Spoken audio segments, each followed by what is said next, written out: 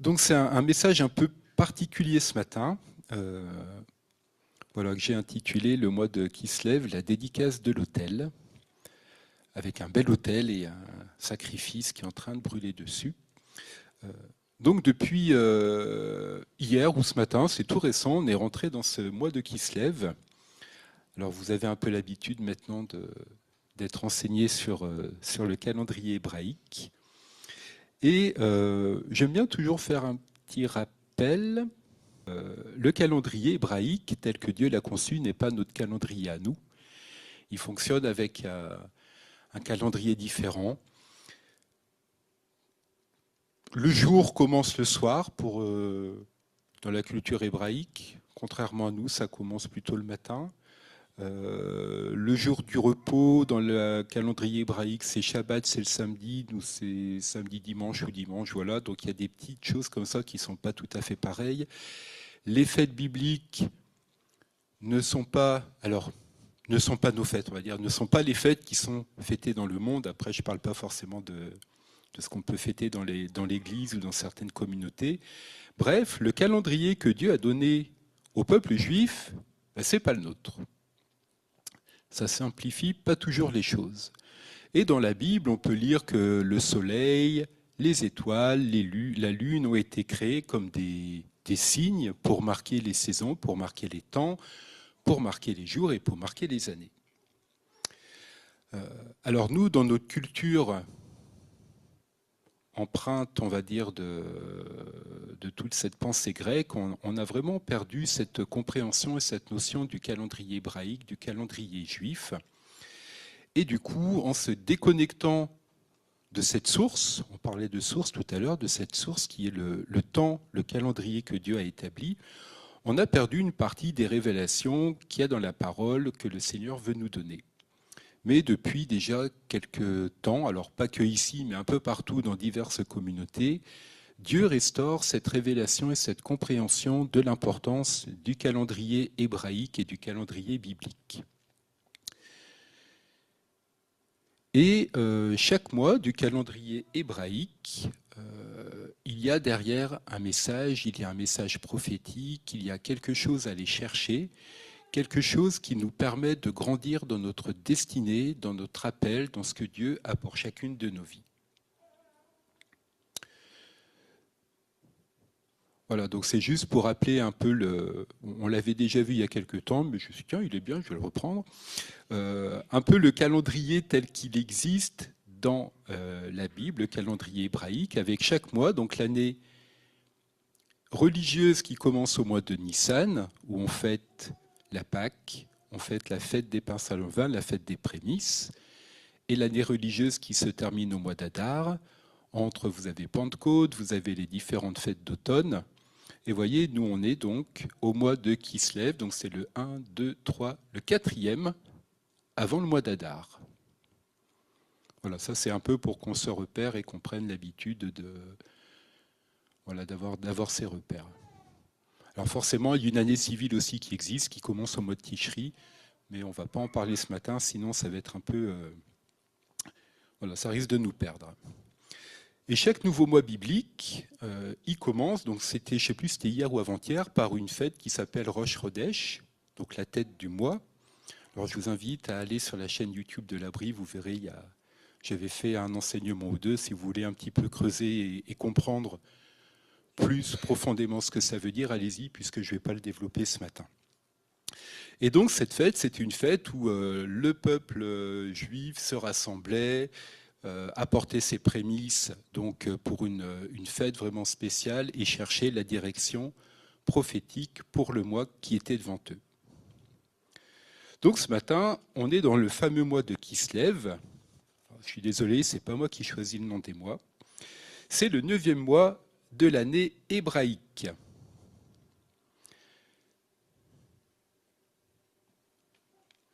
Donc le mois de Kislev, ça correspond à fin novembre, décembre.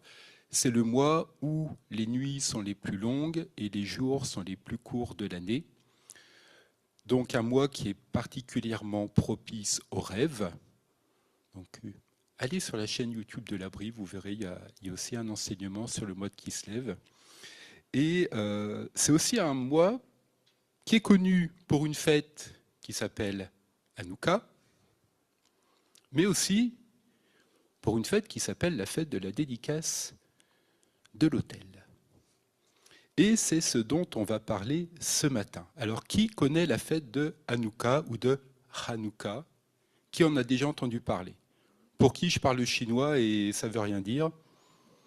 Bon. Donc la fête de Hanouka, c'est la fête, vous savez, on met un chandelier, on allume une bougie tous les soirs. Enfin voilà, c'est dans la culture juive, c'est la fête qui est appelée la fête de la lumière. Et en fait, la tradition veut qu'il faut allumer des bougies pendant 8 jours pour célébrer un miracle qui s'est produit au IIe siècle avant Jésus-Christ. C'est la fameuse histoire des Maccabées, de Judas Maccabée.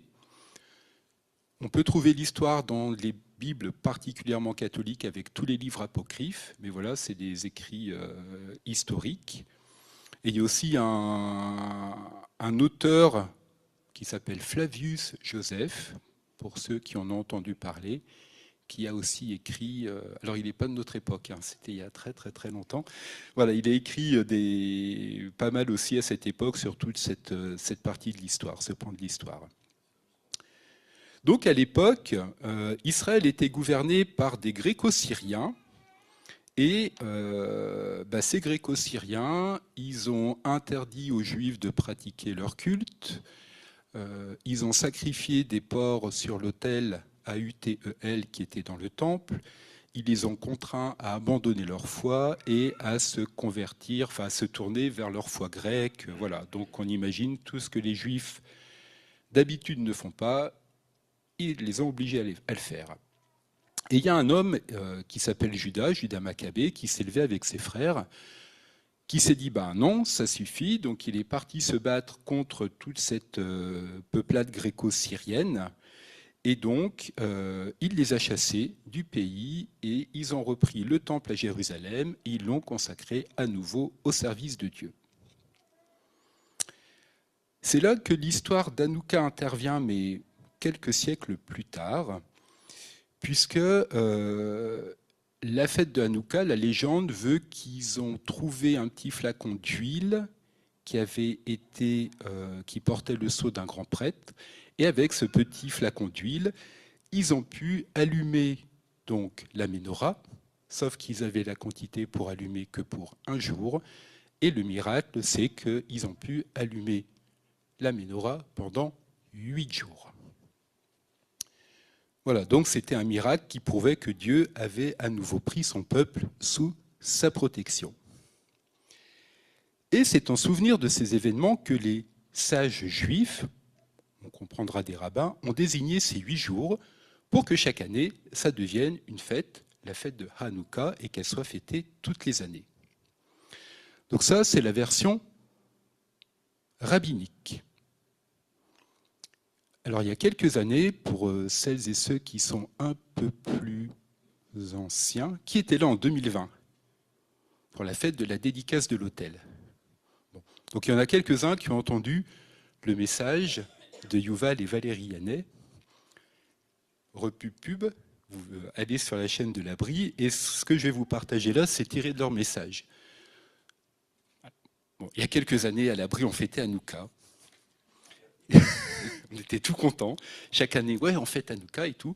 Et jusqu'au jour où nos amis Yuval et Valérie Yannet, donc, qui sont des juifs messianiques, qui sont en Israël, nous ont apporté un message qui nous a permis de un petit peu rééquilibrer les choses et de voir qu'en fait, la fête de Hanouka, elle a été créée pour masquer une autre fête qui est la fête de la dédicace de l'autel.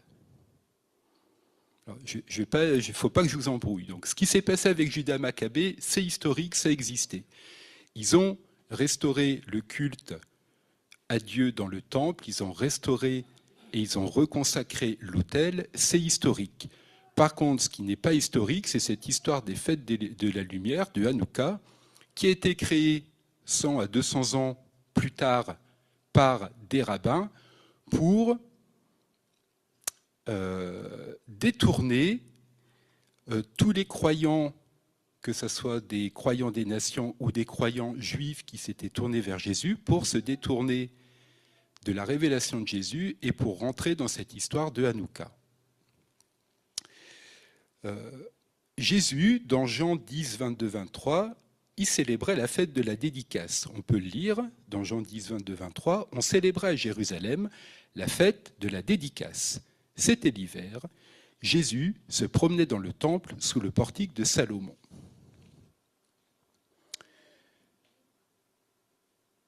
Donc, je vous l'ai dit, Hanouka trouve sa source un peu dans cette histoire de la dédicace de l'autel. La volonté des Grecs, c'était que les Juifs ne suivent pas les commandements de Dieu, ne lisent pas la Torah, qu'ils mangent du porc, enfin des choses pas faciles, on va dire, pour eux.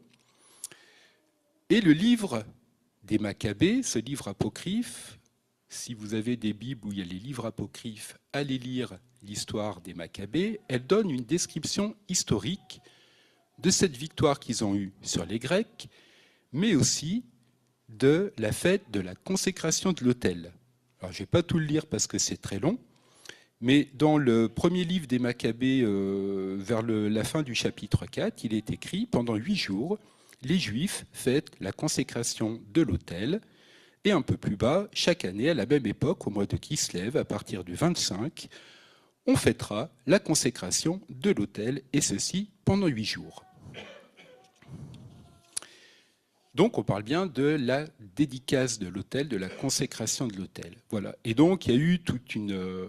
voilà. En fait, ce que Yuval et Valérie Yannet nous expliquent, c'est qu'en fait, les pharisiens et les rabbins de l'époque ont ajouté cette histoire, puisque l'autel, ça représente le sacrifice de Jésus.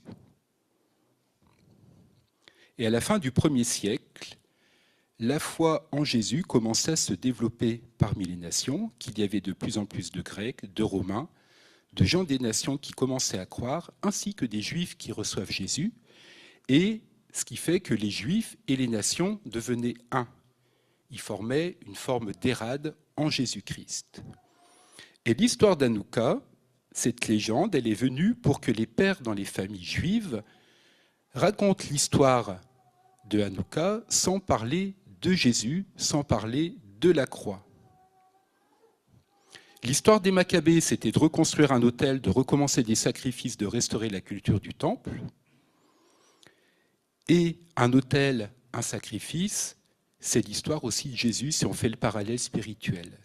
Et donc les rabbins ont mis la dédicace de l'autel de côté, ils ont incité le peuple ainsi à ne pas s'associer aux autres nations qui considéraient comme impures, puisque dans l'histoire d'Hanouka, lui, avait été touché par les nations, elle était impure. Donc les rabbins à l'époque, ils disent, on ne parle plus de la fête de la dédicace, comme ça, si il y en a qui voulaient faire un parallèle avec Jésus, eh ben, ils n'en feront plus, et voilà. Donc le faux miracle de Hanouka, il vient contre Jésus, et il vient apporter la division. En gros, fêter Hanouka revient à dire que l'on n'a pas besoin de Jésus, car on ne parle plus de sacrifice. On ne parle plus de restaurer le sacrifice sur l'autel. Donc j'espère que je ne vous perds pas trop. Vous réécouterez. Et donc alors, cet autel, c'est quoi? Alors, pour montrer l'importance de l'autel, pour illustrer l'importance de l'autel, pour montrer aussi le parallèle entre l'autel, la croix et Jésus et la place qu'il a dans notre vie chrétienne, je vais vous parler de l'autel d'airain, l'autel de bronze qui était dans le tabernacle de Moïse. Et là, vous allez comprendre le parallèle, pourquoi cet autel de la dédicace qui a été restauré, représente pour nous la croix, représente le sacrifice de Jésus, représente ce que Dieu a pourvu pour nous.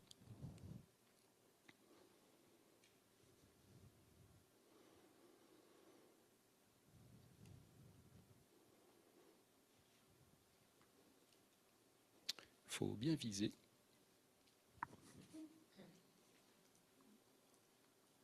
Ah, voilà. Alors, hein, bon, le N est... Voilà. Donc, l'autel d'airain. Dans le tabernacle, on trouvait l'autel d'airain. C'est Exode 27, 1 à 8 qui nous en donne la description. Donc là, on remonte au temps de Moïse. Et voilà ce que dit Dieu. Tu feras l'autel en bois d'acacia. Sa longueur sera de 5 coudées, sa largeur de 5 coudées. L'autel sera carré et sa hauteur sera de 3 coudées. Tu feras ses cornes aux 4 coins. Donc on voit les cornes qui sortent. Ces cornes formeront avec lui une seule pièce et tu le couvriras de bronze. Tu feras ses récipients pour recueillir les cendres, ses pelles, ses calices, ses fourchettes et ses brasiers. Tu feras de bronze tous ses ustensiles. Tu y feras une grille de bronze en forme de treillis et tu mettras 4 anneaux de bronze aux 4 coins du treillis. Tu le mettras en dessous du rebord à l'autel à partir du bas, etc., etc. On introduira des barres dans les anneaux. Enfin voilà, c'est toute la description de l'autel d'airain de bronze que Dieu a demandé à Moïse de construire. Et donc, alors, quand on entrait dans le tabernacle, on tombait face à cet autel d'airain. Et si on voulait aller dans le lieu saint, dans le lieu très saint, l'autel d'airain, c'était l'endroit incontournable où il fallait passer. Donc l'autel y dominait l'entrée du parvis, et on va voir que cet autel représente ce que Jésus a fait à la croix. On ne peut pas rentrer dans le plan de Dieu, dans ce que Dieu a pour nous, si on ne passe pas par cette croix et si on veut l'éviter. Alors, on peut considérer les 4 côtés de l'autel comme 4 provisions de ce que Dieu a fait pour nous par la mort de Jésus.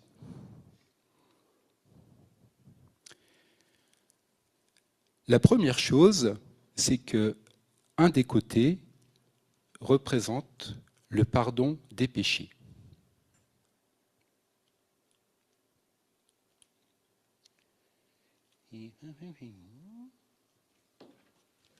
Décidément, quand ça ne veut pas. Voilà. Le pardon des péchés passés. Pourquoi cet autel ? Cet autel, c'est un autel où on apportait des sacrifices pour les péchés qu'on avait pu commettre.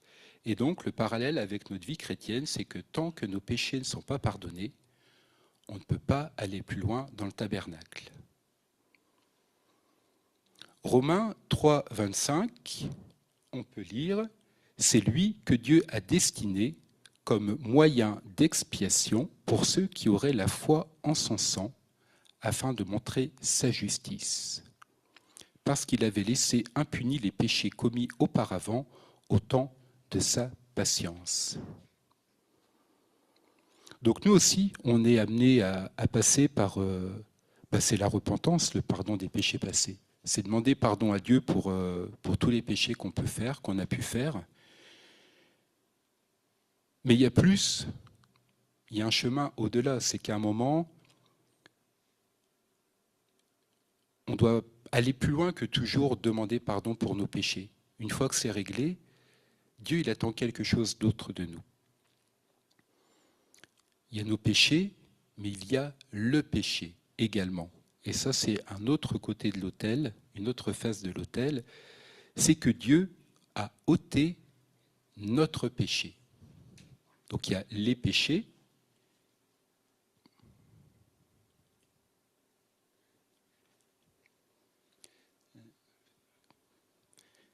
et Dieu a ôté notre péché. Donc les péchés, ce sont tous les actes mauvais qu'on a pu commettre ou qu'on commet. Et le péché, c'est une puissance spirituelle mauvaise, corrompue, destructrice, qui nous pousse à pécher et à commettre le péché. C'est comme si on faisait un parallèle, le péché, ça va être le tronc d'un arbre, et les péchés, ça va être toutes les branches de l'arbre. Donc c'est le péché qui porte les péchés. 2 Corinthiens 5, 21 nous dit « Celui qui n'a pas connu le péché, il l'a fait devenir péché pour nous, afin que nous devenions en lui justice de Dieu. » Et à la croix, il y a eu cet échange où Jésus a été fait péché pour nous, afin que nous devenions justes de sa justice. On peut lire dans Hébreux 9, verset 26, « Car alors le Christ aurait dû souffrir plusieurs fois depuis la fondation du monde, mais maintenant, à la fin des siècles, il apparut une seule fois pour abolir le péché par son sacrifice. » Donc Christ a dû souffrir une seule fois pour faire tout ce qui devait être fait.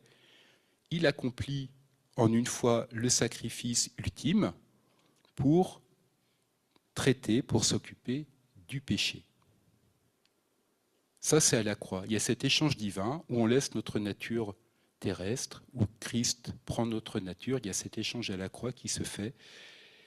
Et merci Seigneur d'avoir ôté notre péché. Un autre aspect, aussi un parallèle qu'on peut faire avec cet autel d'airain, c'est notre vieille nature,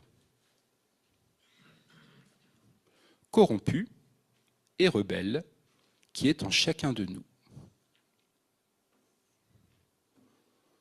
Donc, une des premières phases de l'autel d'airain, c'est le pardon des péchés passés. La deuxième, c'est que Dieu a ôté notre péché.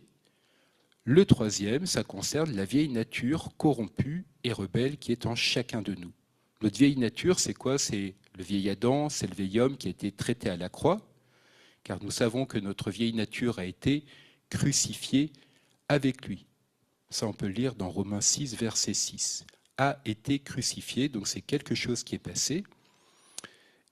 Et Romains 6, verset 6, donc nous savons que notre vieille nature a été crucifiée avec lui, afin que ce corps, le corps de péché, soit rendu à l'impuissance et que nous ne soyons plus esclaves du péché. Donc le seul moyen d'échapper à l'esclavage du péché, c'est à travers la mort de la vieille nature pécheresse. Et Dieu n'avait pas d'autre solution pour elle que la mise à mort du vieil homme, du vieil Adam. Et c'est ce que Jésus a fait sur la croix. Il a donné sa vie, il a pris tous nos péchés, et notre vieil homme est mort avec lui à la croix.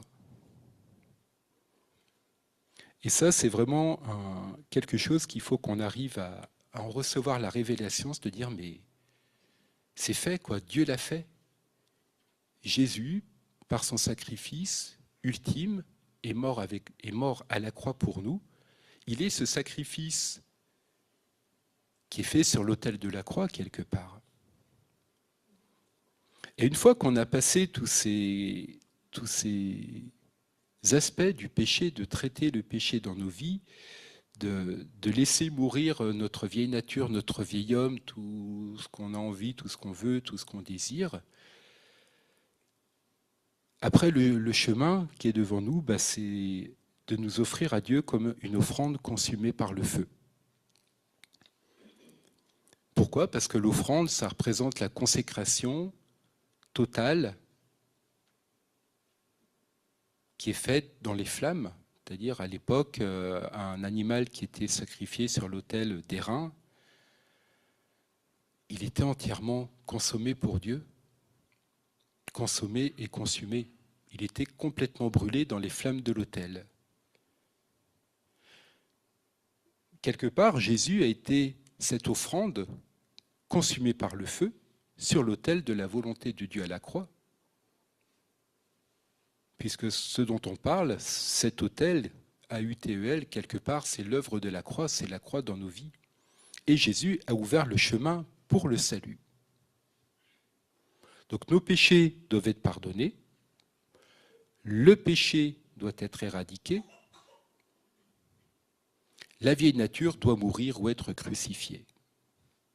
C'est alors que nous pouvons nous offrir nous-mêmes comme sacrifice consumé par le feu, un sacrifice que Dieu peut et veut agréer.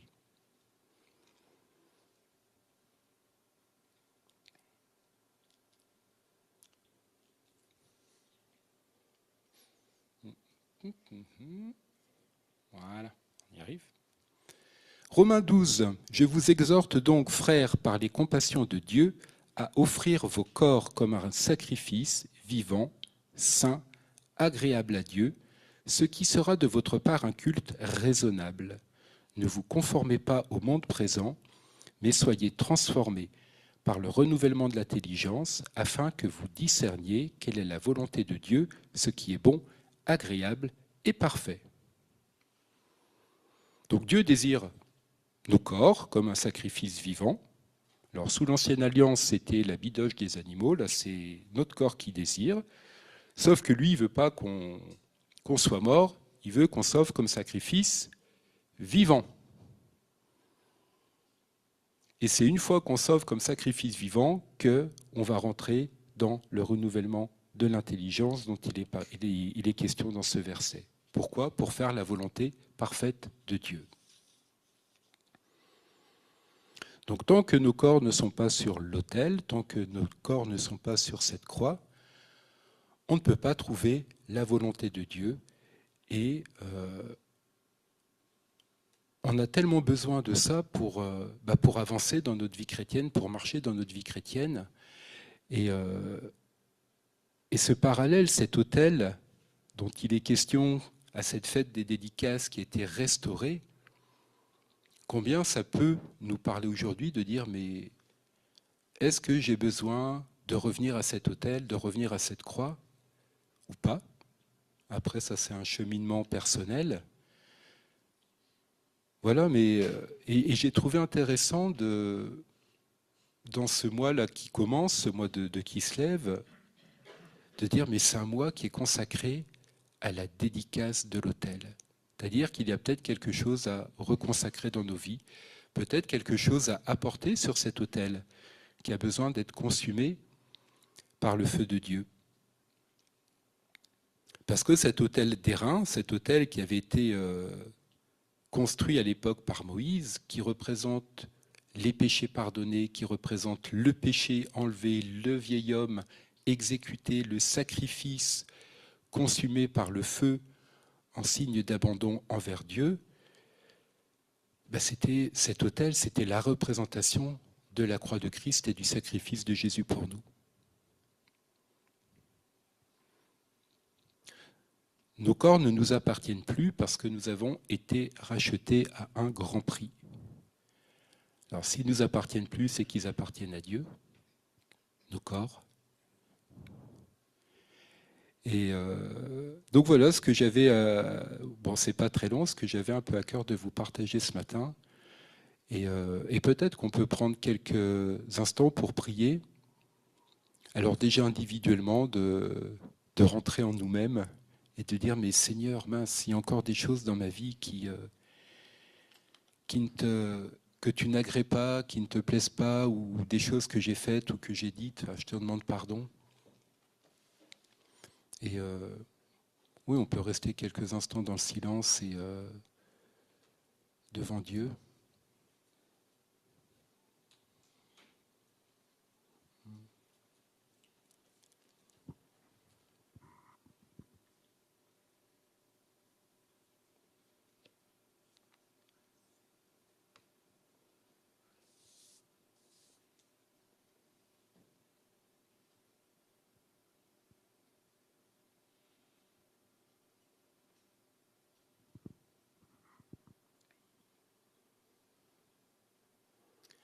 Seigneur, pardon pour tous mes péchés passés, pour tout ce que j'ai pu dire, faire, qui m'a bloqué la route et qui m'empêche d'avancer plus vers toi, d'avancer plus dans ma vie chrétienne.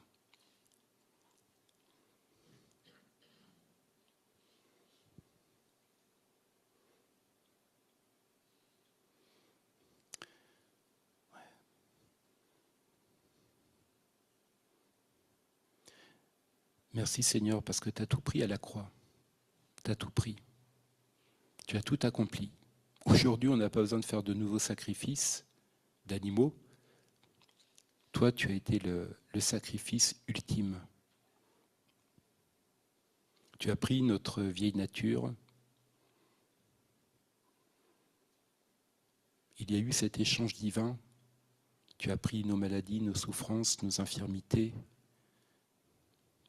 pour nous permettre de rentrer dans cette vie nouvelle que tu as pour nous et de grandir dans cette identité d'enfant de Dieu.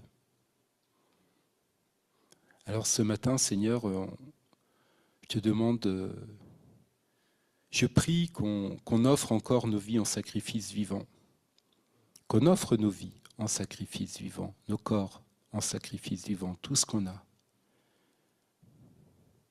pour aller plus loin encore, Seigneur, pour que tu consumes encore ce qui doit être consumé dans chacune de nos vies.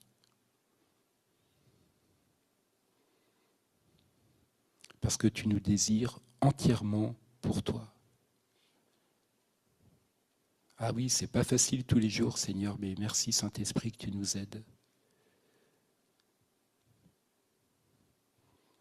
Alors merci que dans ce mois particulièrement, tu vas parler à nos cœurs.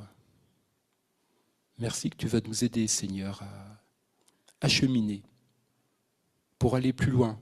Parce que l'autel des reins, c'est bien, mais il y a autre chose après. Alors merci qu'il y ait un chemin ouvert pour chacun de nous, pour chacune de nos vies.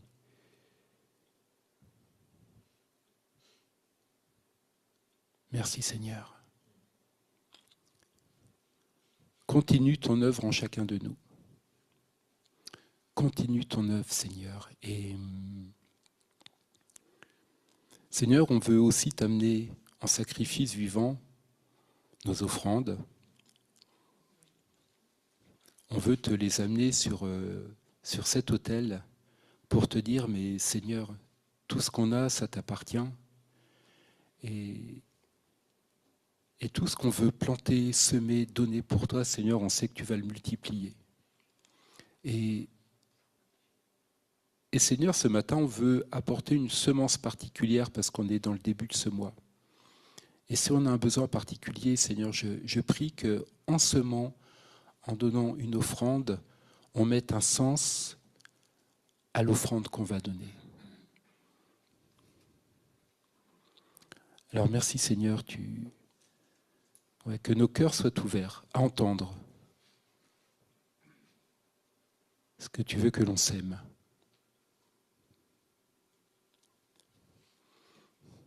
Et vous qui êtes sur Zoom, vous pouvez aussi semer sur PayPal, vous avez le QR code qui s'affiche.